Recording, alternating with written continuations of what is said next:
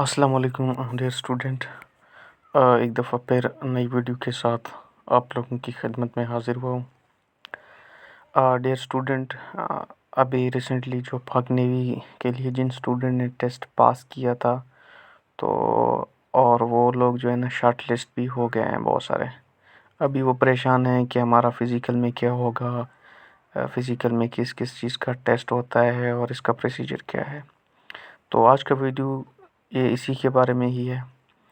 Dear student, जिन student ने जो है ना इनिशियल टेस्ट पास किया है और अच्छे मार्क्स के साथ पास किया है और शॉर्ट लिस्ट हो गए हैं, तो अभी उनको मैसेजेस भी रिसीव होना शुरू हो गए हैं फ़िज़िकल के लिए।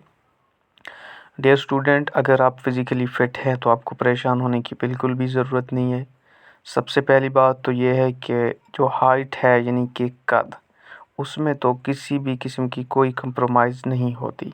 सही है ना? अगर आप 163 सेंटीमीटर से आपका हाइट कम है तो इट मीन कि आप एलिजिबल नहीं है, और अगर आपका हाइट इतना है तो इट मीन कि आप कद और यानी कि उसमें जो है ना आप क्लियर हैं। और अगला जो प्रोसेस होता है वो आपका फ़िज़िकल जो होगा, उसमें आपको निकाला नहीं जाता लेकिन उसके भी मार्क्स होते हैं। आई मीन कि अगर आप लोग रनिंग में आप सही नहीं रन कर पाए, आपने मुकर्रर वक्त में मुकर्रर डिस्टेंस तय नहीं किया, तो ये नहीं होगा कि आपको निकाला जाएगा, बल्कि वहाँ पे क्या होता है, आपके मार्क्स कम होते हैं और वगैरह वगैरह। डियर स्टूडेंट, अभी जो है ना फ़िज़िकल में सबसे पहले जो होता है वो रनिंग। आपको रनिंग के लिए वो किया जाता है। रनिंग के बाद सेटअप होते हैं, सेटअप के बाद चिन अप के बाद पुशअप। तो इस हवाले से मैं आपको मज़ीद आगे बताता जाता हूँ और आप लोग इस वीडियो को पूरा देखिएगा। रनिंग में सबसे पहले तो बात यह है कि आप लोगों का जो रनिंग होता है वो 1.6 किलोमीटर यानी कि तकरीबन 1 मील के बराबर है। ये डिस्टेंस आपने 8 मिनट में जो है ना मुकम्मल करना होता है। और इसका तरीक़ाकार ये होता है कि आप लोग सबसे पहले प्रैक्टिस करें, यानी कि आपको पता है कि अब आपका डेट भी आ गया है, तो ज़ाहिर बात है आप लोगों ने किया होगा, तो ये काफ़ी मुश्किल नहीं है। इंशाल्लाह उम्मीद है आप ये कर पाएंगे। रनिंग के बाद होता है पुशअप।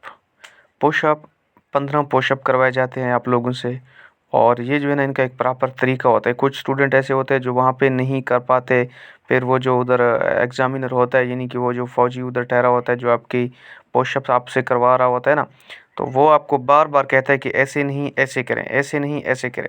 तो इसके लिए आपको चाहिए कि आप किसी फ़ौजी या किसी ऐसे एक्सपीरियंस बंदे से पता करें कि पुशअप का प्रॉपर तरीका क्या है और प्रॉपर तरीके से अपने पुशअप का प्रैक्टिस जारी रखें। ये टोटल आपसे 15 पुशअप करवाए जाते हैं। ये इतने मुश्किल नहीं है। अगर आपका प्रैक्टिस है तो उम्मीद है आप जो है ना बड़े इजीली इसको कर पाएंगे। अगर आपने प्रैक्टिस नहीं किया है तो ये आपके लिए काफ़ी मुश्किल है। तो उम्मीद है इंशाल्लाह ये भी आपका अच्छा हो जाएगा। तो स्टूडेंट, इसके बाद जो है ना होता है सेटअप। सेटअप आपसे तकरीबन जो है ना 15 से 20 सेटअप करवाए जाते हैं। ये बहुत आसान है। आप एक दिन जो है ना 2 दिन प्रैक्टिस करें, ये बहुत ईजी होते हैं। तो ये 15 या 20 सेटअप आपसे करवाए जाते हैं, और इसके बाद जो है ना फिर अगला प्रोसेस जो है ना वो शुरू किया जाता है। सेटअप बहुत आसान है, इसके लिए परेशान होने की बिल्कुल भी ज़रूरत नहीं है। सेटअप के बाद होता है चिन अप। चिन अप थोड़ा मुश्किल है अगर आप लोगों ने प्रैक्टिस नहीं किया, लेकिन फिर भी क्योंकि ये ज़्यादा नहीं है, सिर्फ 4 चिन अप हैं, तो सिर्फ 4 चिन अप ही आपसे करवाए जाएंगे।